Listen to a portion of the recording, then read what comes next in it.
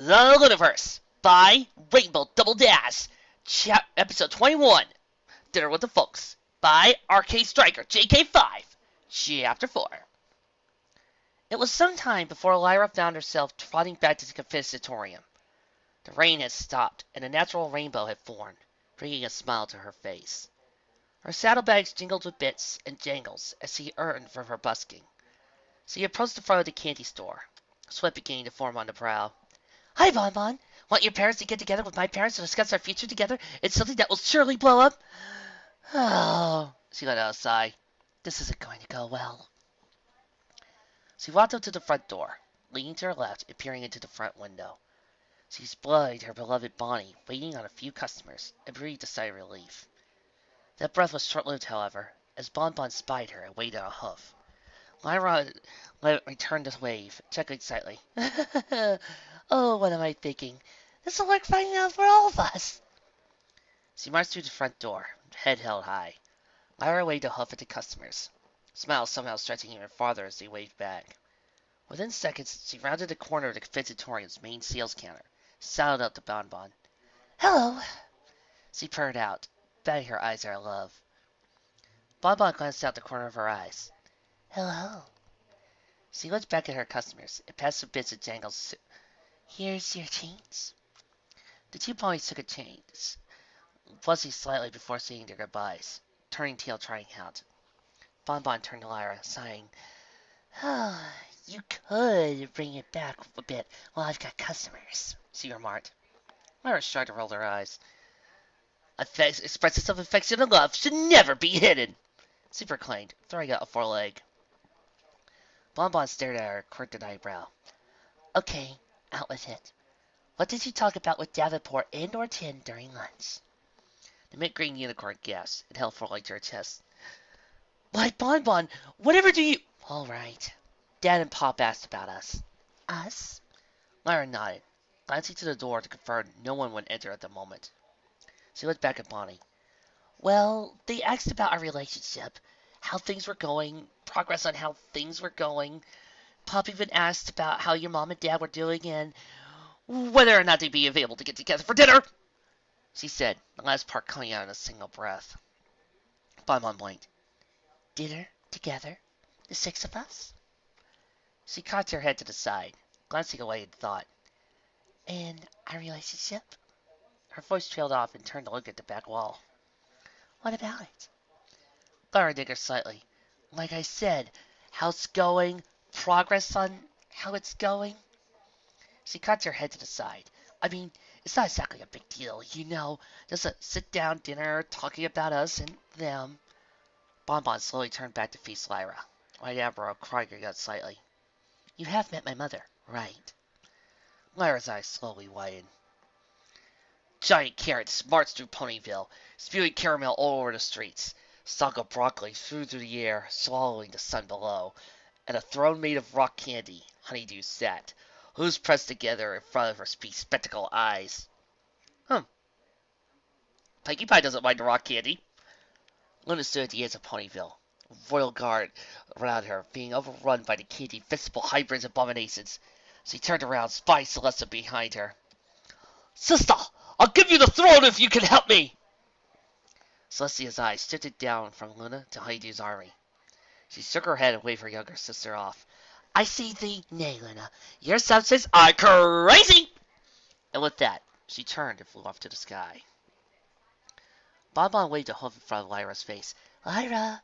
Lyra! She leaned in, pushed up to Lyra's right ear, and shouted, Lyra! Into it. The unicorn hopped a half foot in the air, mane flying out in all directions. Yo! She shouted, landing heavily on her host. Bonbon, don't do that! She shouted, turning and glaring at her mere friend. Bonbon returned to glare. Well, don't space out on me like that. She let out a sigh. No, I'm sorry for snapping like that. Lyra waved her off. I'm sorry for spacing out like a fool. Bonbon smiled and leaned over and kissed Lyra on the cheek. Apology accepted. You know what? I think having our folks sit down for dinner with us is a really great idea. Honestly, besides when you and Trixie came back for Camelot, I can't really remember the last time they had any real conversation. Lyra's jaw canted slightly. She crossed one foreleg in front of the other. Yeah, Pop did some reservations for Roseluck and got a big lifetime discount on their product. So they just don't go over to Curry's shop all that often, if at all. As for your mother, Bonbon attempted a glare, but it quickly fell away and she shrugged. Point taken, she admitted. She let out a small bark of laughter. I ran into Trixie and we both went to Dad's shop. She glanced around the conservatorium before leaning in close. I didn't let her know I knew about last night, but I did make sure Dad gave her a discount on her groceries. Lyra grinned. Sounds like you two might hit it off after all, she said, winking. Bonbon shrugged. Possibly. Although Mom actually did manage to freak Trixie out a bit. Can you believe it? I thought about how dramatic Trixie acts to get along like two peas in a pod. Admittedly, Mom was acting a bit weird, even for her. She rolled her eyes. But suddenly, she turned to the top store as the pirate ponies came in. May I help you? Lyra's right eye twitched slightly as Bonbon turned away from her. Bit weird for her, she muttered under her breath. Her gaze turned slightly glassy. Honeydew sat upon her throne, giggles shaking her body. Slowly, she hopped off, and a candy-striped cane floated to her. She twirled about and began dancing and singing. Who can make a rainbow carnival pour into jars? Who can use taffy to put it down the jars? The Candyman can. Lyra? Lyra! Lyra started, blinking rapidly. She turned to find Bonbon, approximately half an inch from her face, causing her to back. Yes! She blurted out, stopping just short of ramming shoulder first into a brick wall. Bonbon's eyes narrowed. And just what were you saying yes to? She asked. There was a panic before Lyra finally lowered her head, her horn almost parallel to the floor. I have no idea, she confessed. Her head suddenly rose. Wait, how long was I daydreaming? You had 2 customers who just walked in. I took care of them, and then turned back to you. Told you I'd go see Mom and Dad tomorrow then. Asked you if you could go see your fathers tomorrow, and asked when it would be a good time for them to have dinner with my parents and us. And you were standing there staring off into space. Again. Lyra slowly nodded. Oh, sure.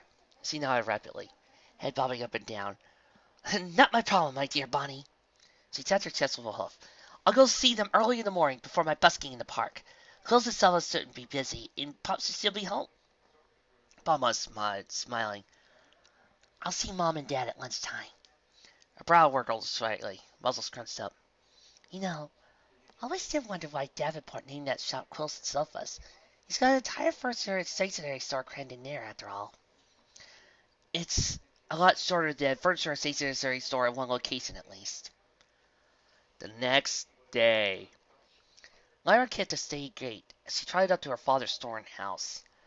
The sun was barely peeking over the horizon as he bit down, stifling a yawn. She slowed down as she approached the front door and peeked in, spying both Davenport and Tin Taylor there in the main showroom. She waved at them, tempo increasing as they failed to notice them. Hey, hey! She shouted, finally getting their attention. The door opened as she walked in. Hi! Davenport snorted as he and Tin walked over to the chair. He waved for her to walk over before speaking. It's a little early for a visit, he observed. Lyra paused for a moment. I told Bonbon about your idea for dinner with her parents. She's all for it. I just wanted to come over real quick and see what's best for you. Davenport and Tin exchanged a glance. I've got a doctor's appointment for this Saturday, Tin said, tapped his horn.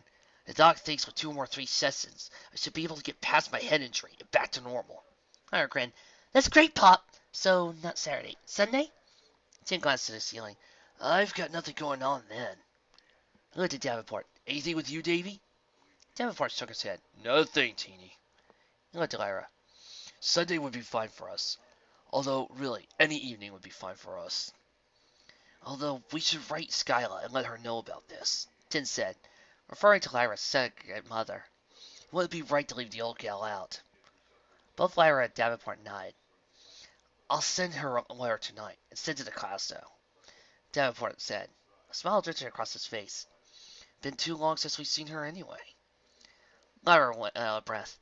Thanks, Dad. Thanks, Pop. I know you've got work to do, so I'll head off. She hugged the two before leaving the store. Davenport and Tin watched her go, waving with her.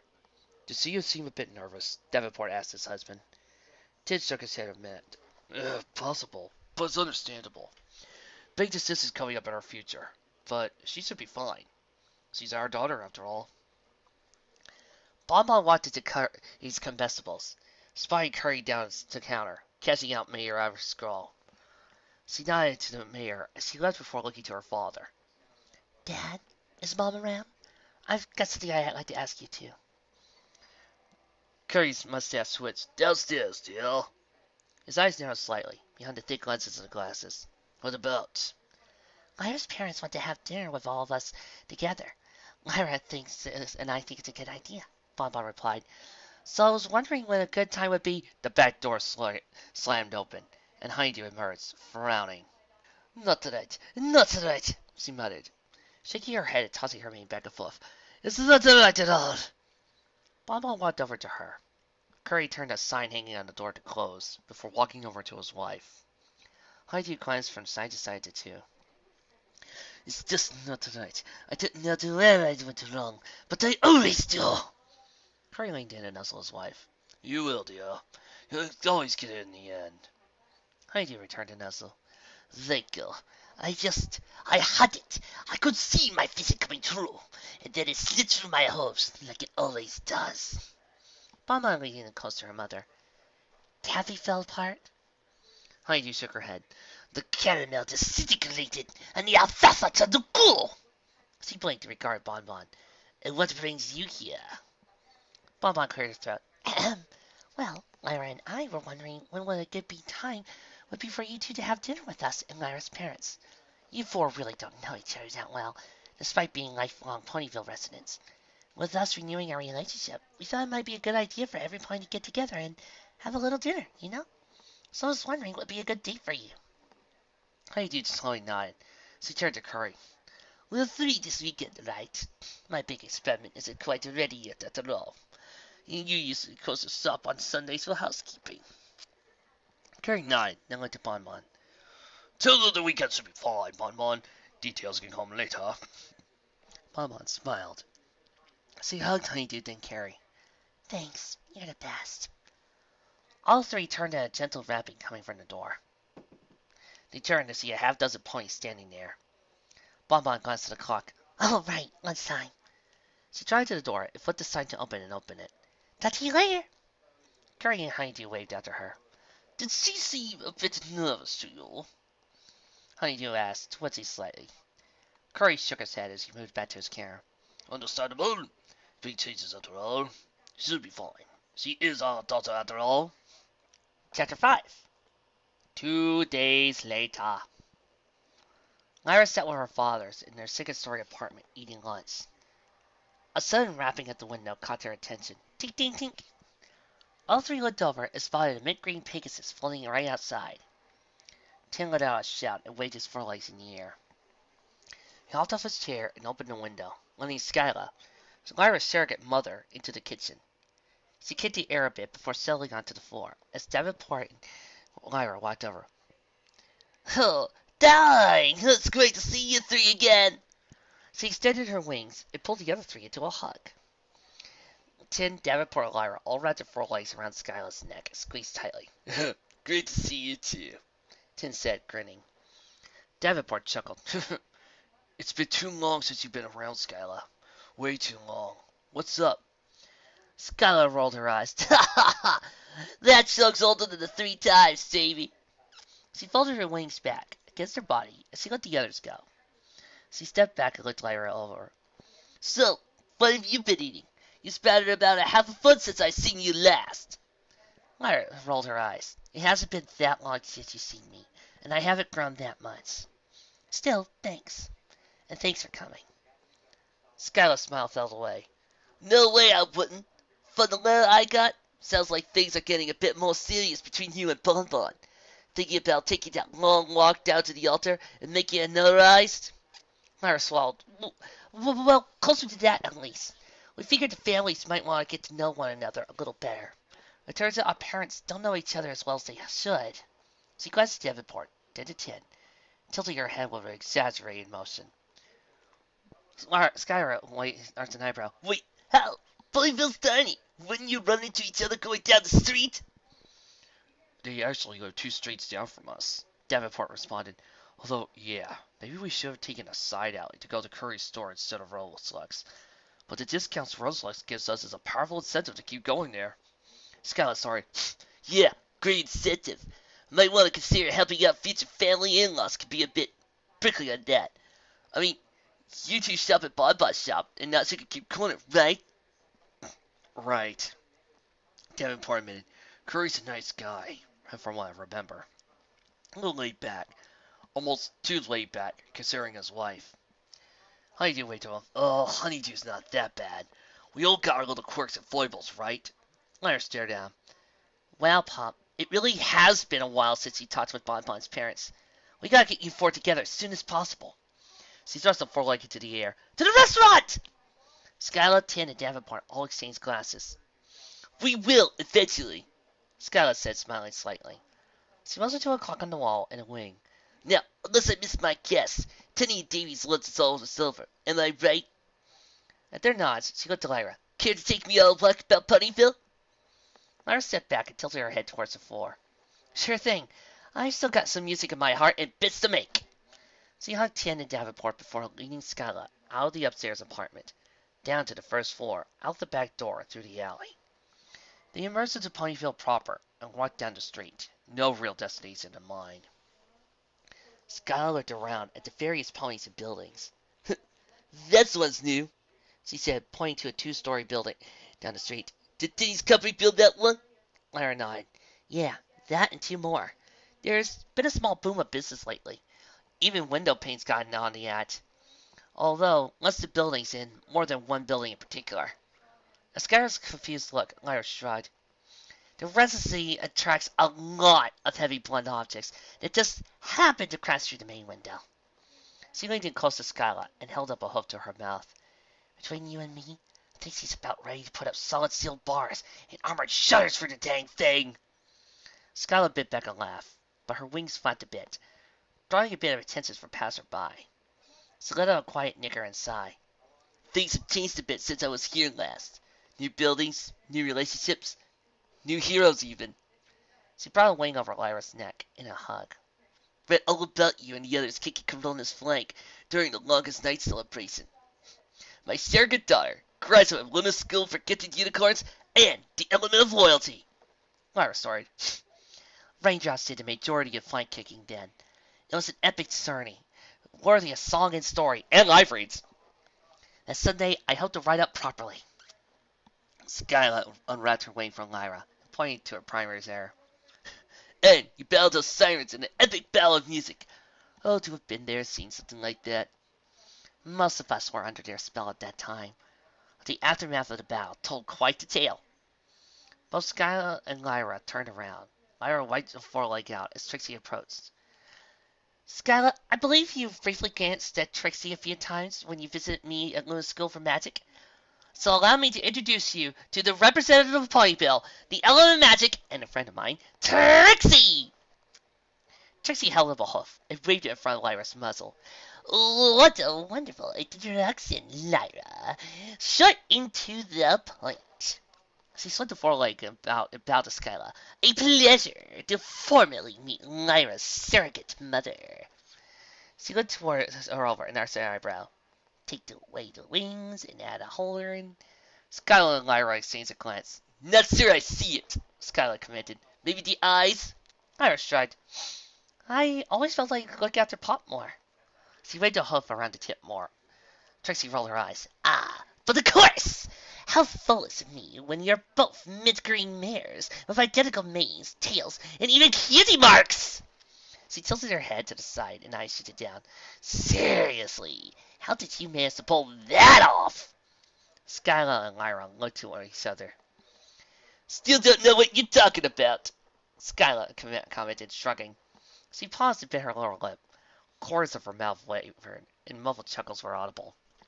Lyra shrugged at Trixie. Don't worry, we see it sometimes. Sometimes for Nightmare Night, I stretch some wings to my withers and wear a hat while Skyla would put on a horn and wear a coat. We went as younger and older versions of each other. I'm sure you did. Trixie glanced up at the sun really quickly. I could see her hat was tagged down over her forehead. Time to head back to the residency. Pokey's been on my case to get several incident reports filed correctly. She rolled her eyes. Serious audit is on my flank about getting these filed properly, just in case we ever need emergency funds or something, and there's a problem with getting it.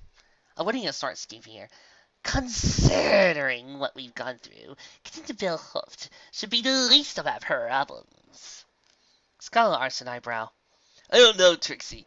Considering what Lyra's told me about the problems with the night court, best to straighten that out for a smooth flight and steady sailing. Look, I'll be getting to that season finale soon enough. Trixie chuckled, but it quickly died. Perhaps, but I still think Sirius is overreacting a bit. We do have Princess Luna on our side. She suddenly backed up and bowed to the pair.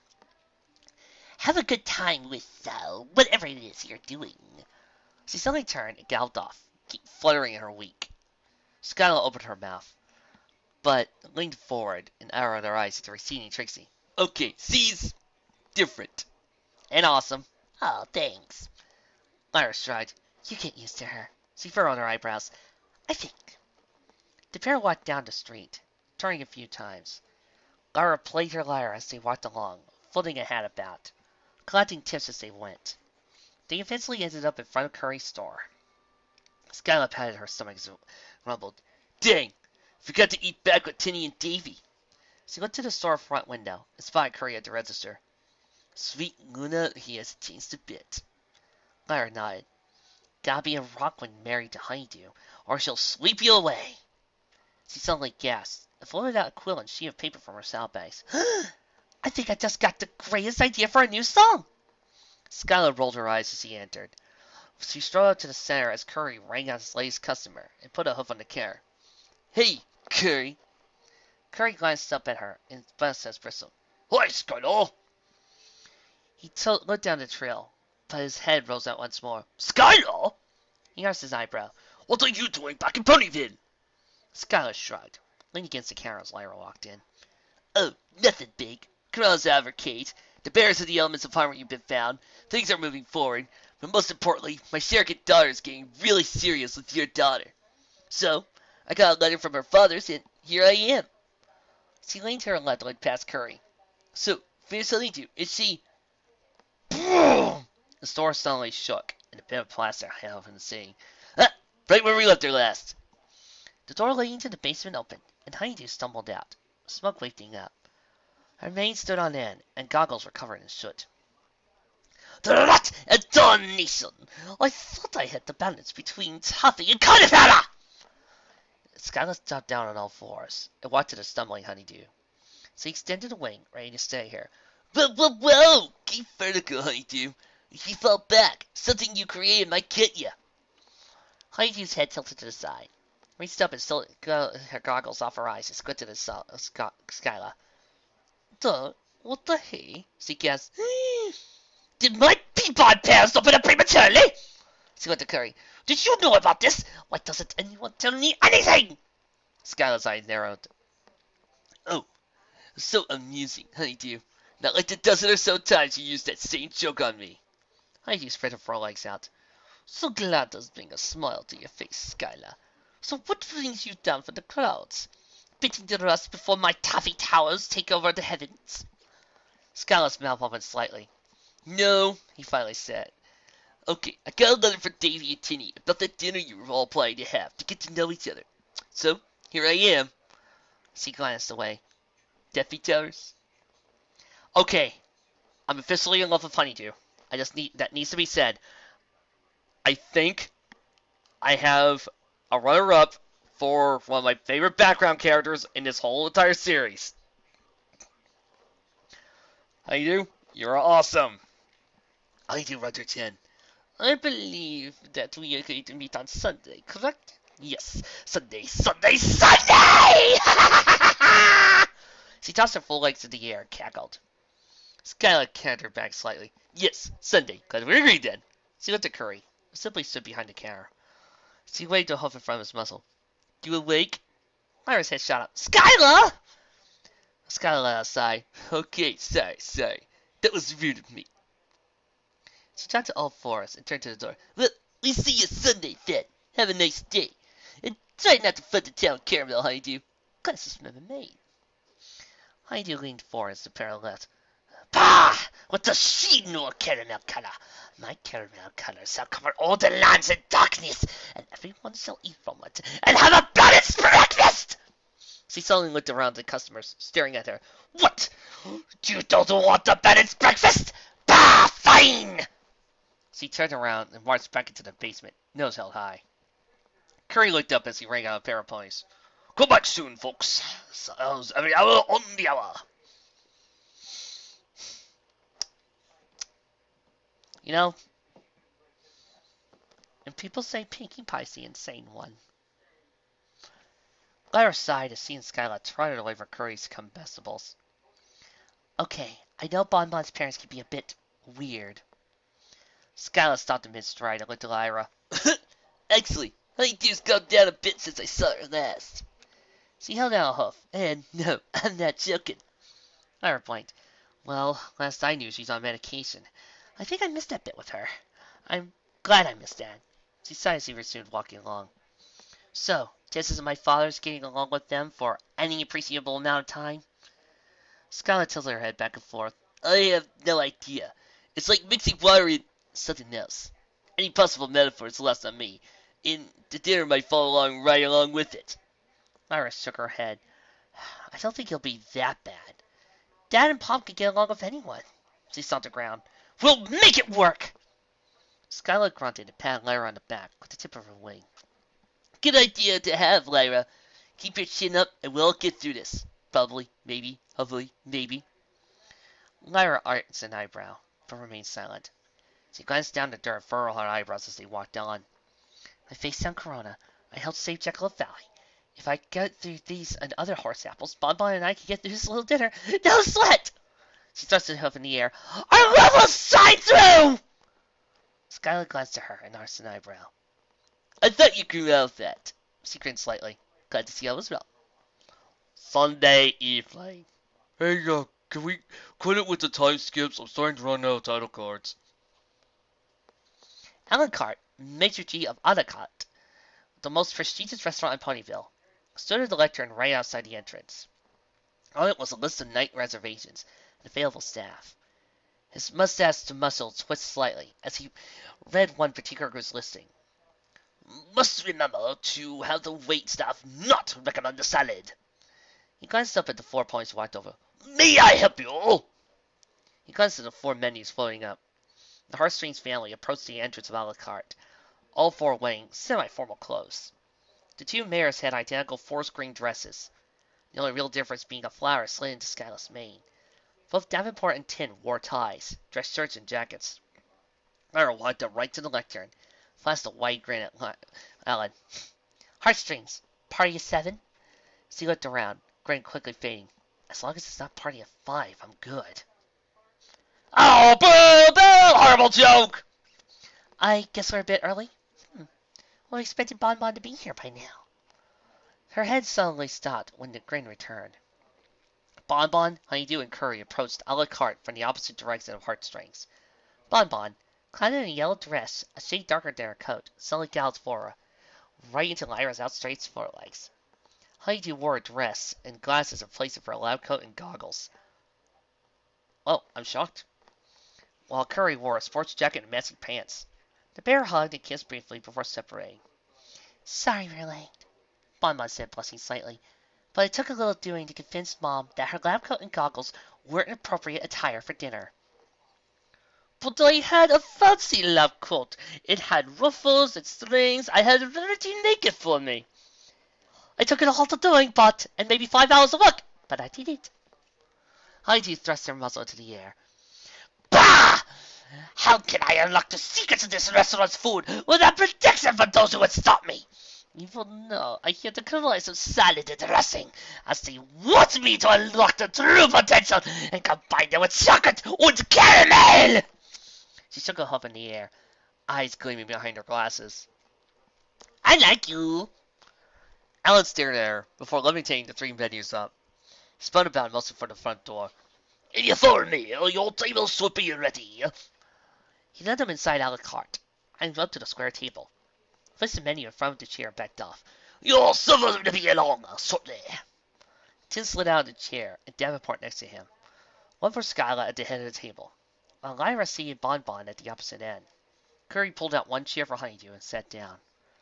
Skyla took a sip of water and spoke up. Well, it's nice to see us all finally meeting like this. It's been a long time coming. Too long, probably. Curry nodded and looked up at Tin. So, how's the construction business? I hear you'd had a lot of growth in it. He leaned back, chuckling slightly. Tin snorted. Yeah, put up a number of new buildings and a lot of renovations on the older one. Thanks for nosing, Curry. He read this Tin. Say, you wouldn't happen to be in the market for some improvements to your own shop, would you? I could probably get you a family discount in a few months. Curry's muzzle twitched. I don't think so, Tin. Tin's ears went slightly and leaned forward. You sure? Curry sat up straight and locked eyes with Tin. Quite sure. His eyes shone behind his glasses, narrowed slightly. Tin held up his forelobes, placating gesture. Okay, just checking. A Pegasus mare in a uniform walked up. Hi, I'm Hot Plate, and I'll be your server tonight. She raised a small notepad. Can I get you folks something to drink? An appetizer, perhaps? Honeydew looked the menu over. Your salad seemed a bit plain. Curry's ear suddenly strained. Placed a hoof on Honeydew's foreleg. Now, dear, you can work on that later, okay? Honeydew's eyes narrowed. Very well. She tossed the menu on the table. I shall have the onion rings. Hot Plate Cheryl looked up as he rubbed down on Honeydew's hair. All right. Any dipping? No! Curry and Bonbon cried out, startling several nearby ponies. Curry swallowed. What I mean is, you never liked dipping sauces, dear, remember? Honeydew groaned. Oh, very well. She rubbed her host together. I can make my own dipping sauce anyway. Her eyes shone as she chuckled. Hot Plate let out a breath as he drank the drink hers. All right, sure thing. I'll be back with your drinks in a moment, and appetizers after. Bonbon chuckled nervously. Yeah, sure thing, Mom. She looked around the table, finally locking eyes with Davenport. Later foreleg jerked her head in Honeydew's direction. Davenport slowly nodded. Yeah, so, Curry, how's business going for you? My own shop's hopping like a full-on princess size. He leaned back and chuckled slightly. Curry shifted his hair.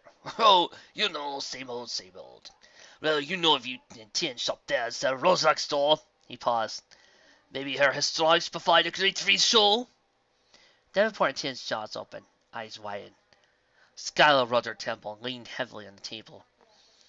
Bonbon and Lyra exchanged a look, before both downed their drink and slammed their glasses on the table. Tin grunted. I did some work for her, and she gave us a discount on our stock. That's why we go there. It wasn't meant as some insult to you, honest. Davenport extended a foreleg across the table. Okay, as a small business owner, I get that every bit and jangle counts. I get being a bit miffed about lost business. But it wasn't anything intentionally malicious on our part, Curry. Honeydew stood in her seat. I'll bet you don't want us to have the proper funds for my research, do you? She tapped a hoof at the pair. You're in on it, I can tell. Skylar rolled her eyes, leaned forward and extended a wing behind Honeydew and Lyra's parents. Okay, let's simmer down a bit. This isn't a time or place for any sort... It's always the same with me, Honeydew continued, and also don't see the proper applications of what I'm trying to do with my work. They all think I'm mad for trying to combine peanut brittle and plants to create soybeans and feeds the sugar. They don't ask why I do it. They just simply call me mad. She set the hoof on the table, clearing the glasses. Lyra's jaw worked for a bit as Hot Tate proposed with the appetizers. I think we need a bit more time, she said, holding up a hoof. Lyra, Tim went outside. Okay, Honeydew. What's your plan with whatever it is you're trying to do?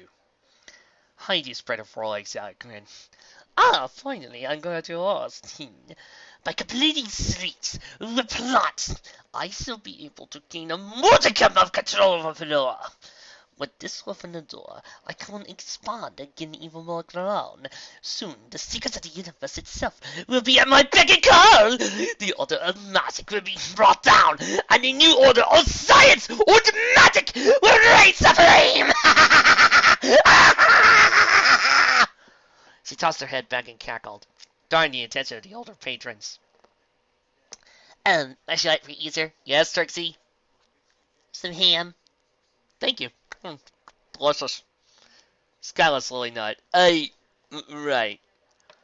Bonbon shrank down in her chair, covered her eyes over her leg. Lyra kneaded her foreleg and groaned softly. Tiz stared at her a moment. Eyes darted back and forth before he slowly raised the glass and downed the liquor in one shot. Silence permeated the table before Davenport finally spoke up. And how much progress have you made in conquering equestrian candy? He bit his lower lip and a snort of laughter still came through, puffing out his cheeks. I do scout to wait them off. Bah! You simple mighty foes have no concept of what my plans will entail. Do you really think I won't have contingencies in place? Besides, Luna will probably welcome a vacation from having to deal in the night court. Lyra hesitated for a moment. Okay, that's actually not at all at that point. She tried to stab before Tin glanced her way. What? It is?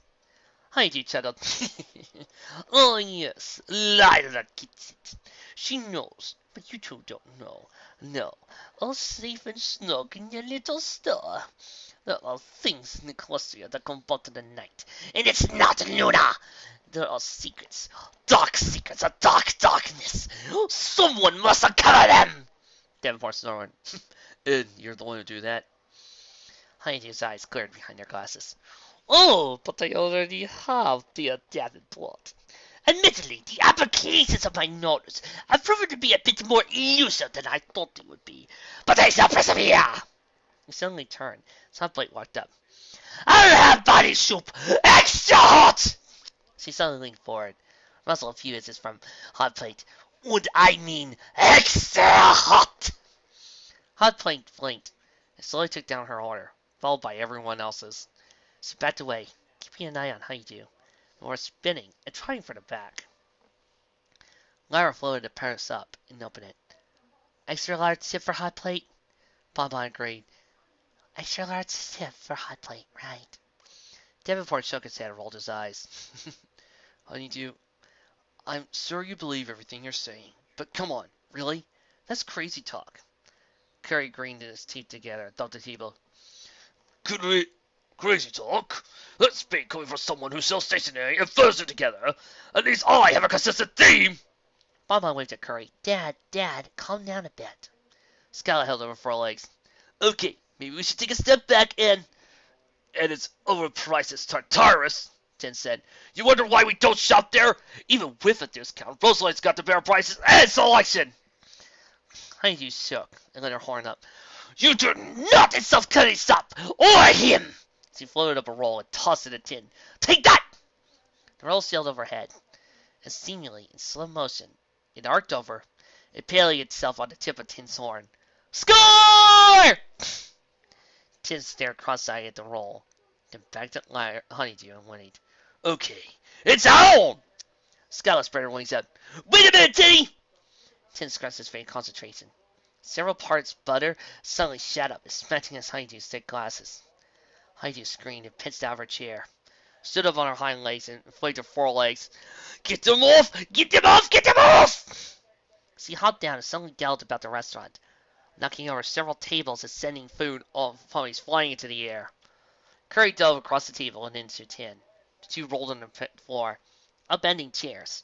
Skylar flew over and attempted to separate the two, but debris flying out kept her from getting too close. Tin, meanwhile, tried to run Honeydew down with the assistance of several members of the staff, but she kept on slipping away from them while festivals flew at their heads and legs. Lyra and Bonbon sat in their chairs, watching the ensuing carnage. Lyra started to get off the chair, but stopped to slump back down. She and Bonbon slowly raised the foreleg and waved Hot Plate over. Check, please!